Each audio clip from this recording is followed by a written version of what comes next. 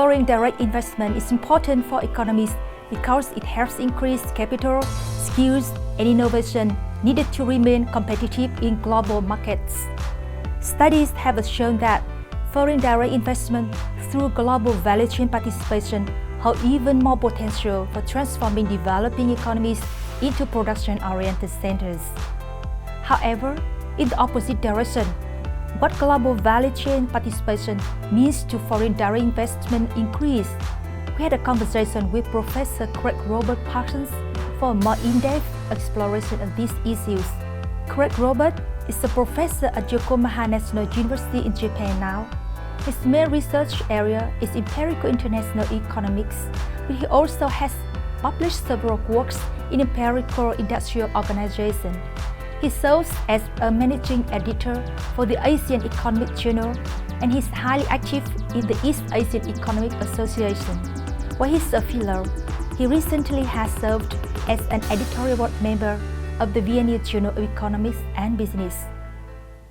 Professor Craig, could you discuss the role of global value chain participation to the economy?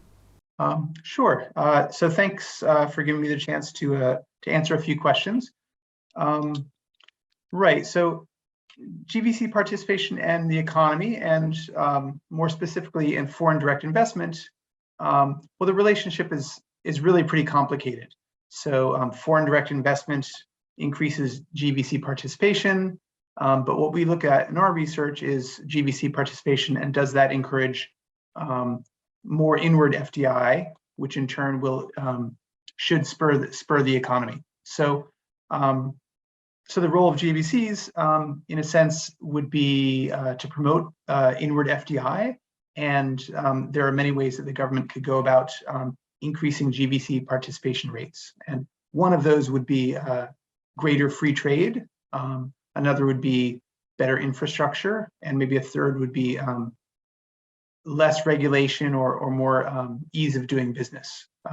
And if a country can increase those elements, then maybe the GFC participation rates would increase, and then it would attract more inward FDI.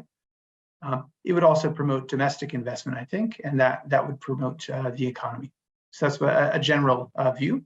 Could you please comment on the level of global value chain participation across regions? Sure. Right. So in our research, first we looked at global effects of GVC on increased foreign direct investment, and then we broke it into, I believe it was 5 samples. So we have, broadly speaking, Asia, East Asia, then we have South Asia, we have Europe, we have North America, and we have Africa. We don't have Latin America in our sample, unfortunately. But what we found is it generally confirmed sort of the Baldwin view that, so in our results, we did find that greater GVC participation increased foreign direct investment, especially in East Asia, and especially in Europe, and to some extent in North America as well. So it does sort of confirm the Baldwin hypothesis that these are very active areas of GVC activity, and our results are a complement to that. One last comment would be that we found that there was no relationship between GVCs and foreign direct investment in Central Asia and South Asia, but also Africa. And I would say that that isn't because the relationship doesn't exist in theory, but there's just not a lot of foreign direct investment in those areas. So I'm sort of optimistic that if countries in Africa and if countries in South and Central Asia could increase their GVC participation, they would eventually attract FDI, and it would start a virtuous cycle. But I think now, because the FDI is so small, and for other infrastructure and political instability problems, that virtuous cycle hasn't begun yet. Could you comment on the impact of global value chain participation across regions through your research paper? So just to repeat, Europe and North America and East Asia have the highest levels of GVC. And then what we found, to your second question, that the impact of GVC on a foreign direct investment was only apparent in those same three, in Europe, in North America, and in East Asia. And so what I said in my lengthy answer before, I said a little bit too much, but that yeah, there's no seeming impact of GVC on FDI in Africa and South Asia, for example, but there is in Europe and North America and Asia, and that's unfortunate. But I think it's because the levels are so low. But if those regions can bring their infrastructure up and bring more and lower their barriers to trade, I think they can raise their GVC participation. And in the future, maybe in 5-10 years, they'll really draw in the new FDI. But now, right, the impact in those two regions is quite small and seems to have no effect on FDI. Professor Craig, can you draw some implications for the countries, especially for Vietnam, to increase participation in the global value chain, aiming at attracting more FDI?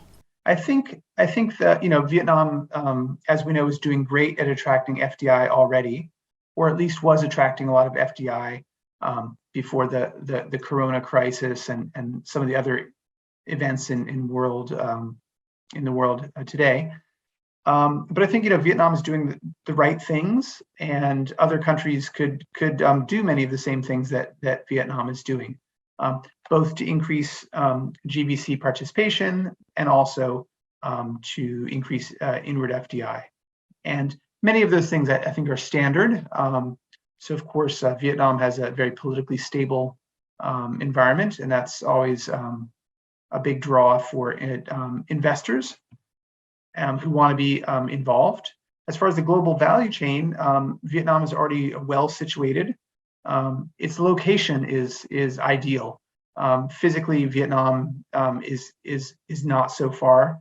Of course, very close to China, not so far from Japan, Taiwan, and so it's already benefiting from location. Vietnam has been building its infrastructure, airports, and other things which make doing business easier. And things like stable electricity. Many countries, especially in Africa, do not have stable electricity supplies. Philippines as well. So foreign businesses do not want to invest in there. So it's a big problem for those countries, but it's something that Vietnam is doing right. Free trade is always something that foreign firms like, and it also increases global value chain participation. So Vietnam has already liberalized so much; it's very open to trade, and the recent TPP and also RCEP have reduced those barriers even further. So those kind of Vietnam is very much committed to being a good WTO member and making the tough political choices to open up to trade, and I think they're seeing the benefits of that in TPP and in RCEP. And I think other countries around the world can follow Vietnam's example, and like Indonesia, for example, wants to join TPP, but hasn't had the political will to do the kinds of changes and liberalization that Vietnam has done. So of course, there's more that any country can do. Every country has its bureaucracy that could make it a little easier for businesses to get started. Every country has barriers to trade in certain sectors that could come down. But I think Vietnam's doing a lot of the right things to increase GVC participation and to increase and to attract more FDI. And education is always an important one, right? And something maybe a last comment. Something I forgot to mention in my talk, but one of the discussants reminded me is that basic research and development, right? This is something that the government, I know the Vietnamese government doesn't have the huge budget that say Japan or America does, but carefully allocated. Basic research and development can be something to build capacity. And of course, investment in education is the other way to have an educated labor force, which should draw in companies from around the world, and also to help Vietnam build itself up on its own without the need for more foreign direct investment, because Vietnam already has a lot of resources.